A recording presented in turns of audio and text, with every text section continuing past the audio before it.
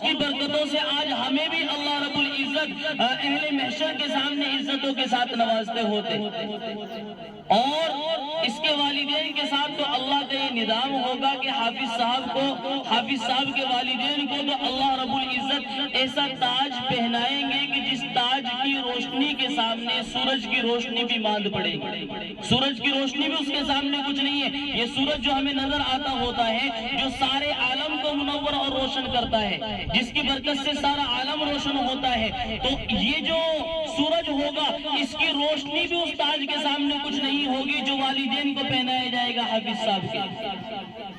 تو اس لیے آج کی اس مجلس کے اندر بس اتنی بات عرض کرنی ہے کہ ہر بندہ یہ فکر لے کر جائے کہ بھائی مجھے اپنی نسلوں کے اندر حافظ قرآن بنانے ہیں۔ یہ تو ہر آدمی لازم کر لے کہ بھئی قرآن تو ہر آدمی کو پڑھنا ہی پڑھنا ہے، مرد ہو، عورت ہو، جوان ہو، بچے ہوں، سب کو یہ اپنے اوپر فکر رکھنی ہے کہ ہمیں اللہ کا قرآن پڑھنا ہے۔ بھلا اللہ رب العزت کا قرآن دنیا میں نازل ہو گیا، اللہ رب العزت کی پاکیزہ کتاب ہمارے پاس موجود ہے، ہمارے لیے کس قدر محرومی کی بات ہے کہ ہم اس قرآن سے بے خبر رہ جائیں، اس قرآن سے بالکل بے خبر رہ کر زندگی گزار لیں۔ حدیث کے اندر آتا ہوتا ہے، بس ایک حدیث سن لے اور میں بات ختم کر رہا ہوں۔ ایک حدیث ہے، اللہ کے رسول صلی اللہ علیہ وسلم نے فرمایا الذی لیس فی جوفہ شیء من القرآن، کہ جس کے سینے کے اندر قرآن کا کوئی حصہ نہیں ہے، یعنی جس نے قرآن بالکل نہیں سیکھا، قرآن پڑھنا نہیں جانتا ہوتا، بالکل اس نے قرآن کی ایک سورت، دو سورت، چار سورتیں، ایک پارہ، دو پارے قرآن بالکل سیکھا ہی نہیں ہے، تو اس کا سینہ ایسا ہے جیسے ویران گھر ہوتا ہے، کل بیت الخریب، ایسا ہے جیسے ویران گھر ہوتا ہے۔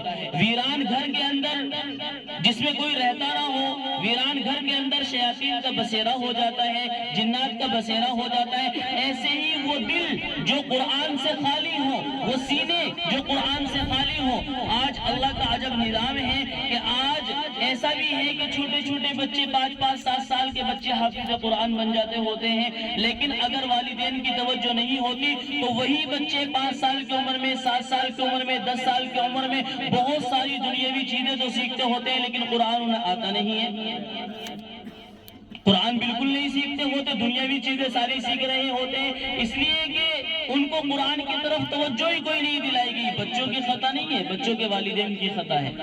5 سال 7 سال کے بچے کو کیا پتا ہے میرا مستقبل کیا ہے، میرا آخر میں میرے ساتھ میں کیا ہونے والا ہے، وہ تو بے خبر ہے اس سے۔ والدین جو بے خبری کے ساتھ زندگی گزارے ان سے پوچھا جائے گا کہ جب میرے نبی نے صلی اللہ علیہ وسلم نے حدیث میں تمہیں بتایا تھا کہ جن سینوں کے اندر قرآن نہیں ہوتا، جن دلوں کے اندر قرآن نہیں ہوتا، وہ سینے جو ہیں اللہ کے نزدیک ویران گھر کی طرح ہوتے ہیں۔ ویران گھروں میں شیطان کا بسیرا ہوتا ہے، جن دلوں کے اندر قرآن نہیں ہوتا وہاں شیطان مسلط ہو جاتا ہے، شیطان ان کے اوپر قابو پا لیتا ہوتا ہے۔ اب شیطان ان سے جو چاہتا ہے وہ گناہ کراتا رہتا ہے، جس طرح چاہتا ہے وہ گناہ کراتا ہوتا ہے، اور جن دلوں کے اندر قرآن ہوتا ہے، جو قرآن کے ساتھ وابستہ ہوتے ہیں، اللہ کی قسم اگر گھروں کے اندر روزانہ قرآن پڑھنے کا آپ معمول بنائیں، روزانہ گھر کی عورتیں صبح سارے کام چھوڑیں اور پہلے قرآن پڑھنے کا معمول بنائیں کہ میں روزانہ ایک پارہ تو ہمیں پڑھنا ہی ہے، اس کو تو اپنی غذا بنا لے، روح کی غذا، جیسے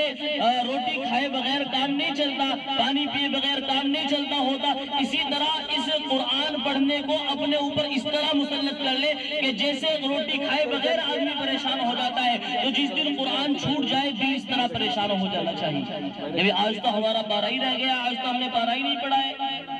تو صبح اٹھے نماز فجر کے بعد یا نماز فجر سے پہلے اللہ رب العزت جن کو توفیق دے تو وہ قرآن کریم کے ایک پارے کی تلاوت کریں۔ گھروں کے اندر گھروں کی بچیاں، گھروں کی عورتیں، چھوٹے بچے گھروں کے اندر جو ہیں، یہ صبح اٹھ کر جب گھر کے اندر ایک پارے کی تلاوت کریں گی، اللہ کا کلام پڑھا جائے گا، تو اس گھر کے اندر برکتیں بھی ہوگی اور وہ گھر جنات کے اثرات سے بھی محفوظ ہو جائے گا۔ قرآن کی برکت سے جناتوں کے اوپر کنٹرول ہوا ہے، ورنہ ساری زمین میں جنات فساد پھیلاتے پھرتے تھے، انسانوں سے پہلے وہی آباد تھے، اور ساری زمین کے اندر شیطانوں نے اور جناتوں نے فساد پھیلا رکھا تھا۔ جب قرآن اترا تو اللہ رب العزت نے اس کے اترنے کے ذریعے سے جنات کے اوپر کنٹرول کر دیا، ان کو قابو میں کر دیا ہے۔ جہاں قرآن پڑھا جاتا ہے وہاں جنات آ ہی نہیں سکتے، ان کا وجود ہی نہیں ہو سکتا ہے، وہ اس سے گریز کرتے ہوتے۔ ہاں نیک جنات، صالح جنات، وہ تو قرآن خود بھی پڑھتے ہوتے ہیں, قرآن کو سنتے بھی ہیں. قُلْ أُوحِيَ إِلَيَّ أَنَّهُ اسْتَمَعَ نَفَرٌ مِّنَ الْجِنِّ فَقَالُوا إِنَّا سَمِعْنَا قُرْآنًا عَجَبًا. یہ صورت بتاتی ہوتی ہے کہ جنات کے اندر بھی نیک لوگ موجود ہوتے ہیں جو قرآن سنتے ہوتے ہیں, قرآن پڑھتے ہوتے ہیں. اللہ کے رسول نے قرآن کی تعلیمات ان تک بھی پہنچائی ہے. اور جو شریر قسم کے جنات ہوتے ہیں وہ قرآن کے ذریعے سے گھروں سے نکل جاتے ہوتے ہیں. قرآن کے ذریعے سے آدمی اگر چاہتا ہوتا ہے برکتیں گھروں کے اندر آئے تو تعویذ برکتیں نہیں لاتے ہوتے, تعویذوں سے برکتیں نہیں آتی, اللہ کا کلام پڑھنے سے برکتیں آتی ہوتی ہیں. آج لوگ کی عقلیں خراب ہوئی ہیں اور ایک دوسرے کے پاس چکر کاٹتے پھرتے ہوتے ہیں کہ بھئی فلانے سے تعویذ لے لو کام نہیں چل رہا, اس سے تعویذ لے لو کام نہیں چل رہا. اللہ کی قسم گھروں میں معمول بنا کر دیکھو, گھر کے سارے افراد صبح میں قرآن کی تلاوت کر کر دیکھو, اور صبح قرآن کی تلاوت کر کر صبح یاسین شریف پڑھ کر گھر سے نکل کر دیکھو, اور اس کے بعد دیکھو کہ کاروبار کے اندر برکت ہوتی ہے نہیں ہوتی ہے. آج قرآن سے قرآن پڑھنا نہیں, سورہ یاسین کی صبح اٹھ کر تلاوت نہیں کرنی. اللہ کے رسول نے فرمایا کہ جو صبح اٹھ کر قرآن کی تلاوت کر لے گا, سورہ یاسین شریف صبح پڑھ لے گا, تو اس آدمی کے سارے کام بن جاتے ہوتے ہیں. جب اللہ کے رسول نے یوں فرما دیا تو ہم پریشان کیوں پھر رہے ہیں؟ ہماری پریشانیاں کیا ہیں؟ اس لیے کہ ہمیں اللہ کے رسول کے احکام کا پتہ ہی نہیں ہے. قرآن جیسی مقدس دولت ہمارے پاس موجود ہے, لیکن ہم قرآن سے بے خبر ہو کر زندگی گزار رہے ہیں. کس قدر محرومی کی بات ہے کہ ہم نے اپنی زندگی کا ایک حصہ گزار دیا. کسی نے 10 سال, کسی نے 20 سال, کسی نے 50 سال, کوئی 60 سال 70 سال گزار چکا ہے. اسی طرح گزر گیا, قرآن پڑھنا ہی نہیں سیکھا, قرآن پڑھنا ہی نہیں سیکھا. دنیا کی کتنی بھی بڑی ڈگری حاصل کر لی ہو, کوئی بھی عہدہ حاصل کر لیا ہو, اگر قرآن پاس میں نہیں ہے تو کچھ بھی اس کے پاس نہیں ہے. اللہ کے نزدیک ویران گھر کی طرح جائے گا, اللہ کے یہاں کوئی مقام اور کوئی مرتبہ نہیں پائے گا. اس لیے بس آج کی اس مجلس سے اتنا ہی عرض کرنا ہے کہ ہر بندہ یہ کوشش کرے, گھر کا ہر فرد یہ کوشش کرے کہ انشاءاللہ مجھے قرآن پڑھنا ہے. جب یہ نیت کرو گے تو دنیا کے چھوٹے سے چھوٹے کام کے لیے آدمی کتنا پریشان پھرتا ہے, ٹھوکریں کھاتا پھرتا نہیں دنیا کے کاموں کے چکر میں, یہاں سے وہاں, وہاں سے وہاں. جب تک وہ کام نہیں ہوتا تو چین سے نہیں بیٹھتا ہوتا, سکون نہیں پکڑتا ہوتا. تو اسی طریقے سے جب تک قرآن نہ آ جائے تب تک کوشش کرنی ہے. جب تک قرآن پڑھنا نہ سیکھ جائے تب تک کوشش کرتے رہے. اگر کوشش کرتے کرتے انتقال ہو گیا تو اللہ کے یہاں حافظ قرآن اٹھو گے. جو حفظ کے لیے کوشش کر رہا ہے اور کوشش کرتے کرتے انتقال ہو گیا, اللہ کے یہاں حافظ قرآن اٹھیں گے. جو ناظرہ پڑھنے کی کوشش کر رہے ہیں اور ناظرہ پڑھتے پڑھتے ان کا انتقال ہو گیا, ابھی پڑھنا نہیں آیا, تو اللہ کے یہاں یہ قرآن پڑھنے والا ہوگا. یہ اللہ کا انعام ہے. تو کوششیں شروع کر دو. اللہ رب العزت ہماری اس مجلس کو قبول فرمائے. ماشاءاللہ قاری یونس صاحب نے زبردست محنت کی ہے. یہ طلبہ تقریباً 2-2.5 گھنٹے مسلسل ان کا پروگرام سنتے ہوئے ہو گیا. خوبصورت نظمیں انہوں نے پڑھی ہے, بہترین قرآن کی تلاوت کر رہے ہیں, اچھی اچھی تقریریں آپ حضرات نے سنی ہے. اور یہی جلسے کا مقصد ہوتا ہے تاکہ بستی والوں کے سامنے یہ بات آ جائے کہ مدرسے میں کچھ ہو رہا ہے, نہیں ہو رہا ہے, یہ بچے پڑھ رہے ہیں نہیں پڑھ, یہی اصل مقصد جلسے کا ہوتا ہے. تو اس لیے اللہ کا شکر ہے اتنی بہترین تیاری قاری یونس صاحب نے کرائی ہے. ماشاءاللہ میرا تو بڑا دل خوش ہوا ہے. بہت عمدہ طریقے سے بچوں نے پڑھا ہے, ورنہ عام طور سے جلوس میں تو جانا ہوتا ہی رہتا ہے, آتے جاتے رہتے ہیں جلسوں میں.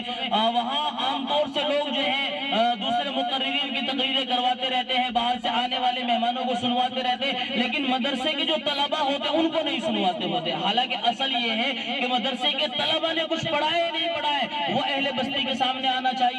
ماشاءاللہ اچھا کام کیا ہے. اللہ رب العزت ان کے کام کرنے کو قبول فرمائے اور ہم سب کے یہاں جمع ہونے کو قبول فرمائے. وآخر دعوانا الحمدللہ رب العالمین.